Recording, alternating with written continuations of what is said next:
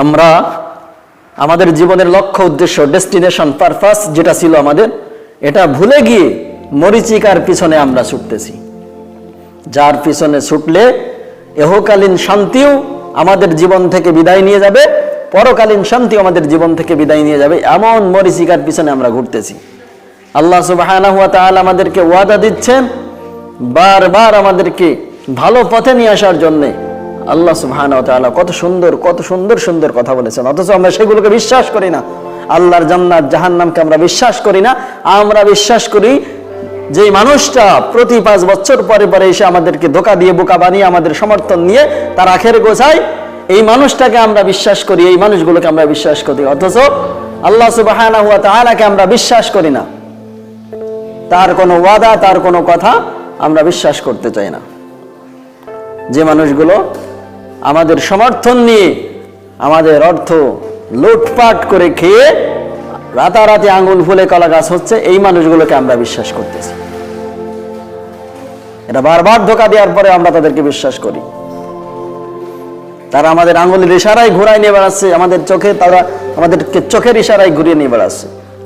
লম্পট, দুর্নীতিবাজ, নেশাখোর, গাঞ্জাখোর, এদেরকে আমরা বারবার বিশ্বাস করি, অথচ আল্লাহকে আমরা বিশ্বাস করি না।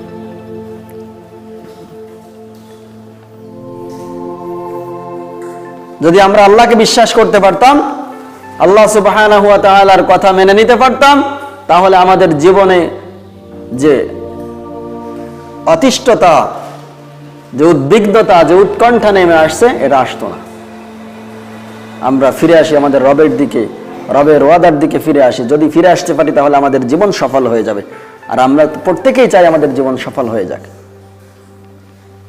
আমরা আমাদের জীবনকে যদি সফলতার স্বর্ণ শিখরে পৌঁছতে চাই, তাহলে প্রতি 5 বছর পর পর যে মানুষগুলো আমাদের সাথে ছলনা করে, যে মানুষগুলো আমাদের সাথে ধোঁকাবাজি করে, এই মানুষগুলোকে পরিত্যাগ করতে হবে। আল্লাহ প্রদত্ত বিধানকে আল্লাহর জমিনে যারা প্রতিষ্ঠিত করতে চায় তাদের সঙ্গ দিতে হবে। যদি দিতে পারি তাহলে আমাদের আত্মতৃপ্তি লাভ করবে, আমরা ইহকালীন শান্তিও পাবো, পরকালীন মুক্তিও ইনশাআল্লাহ পাবো।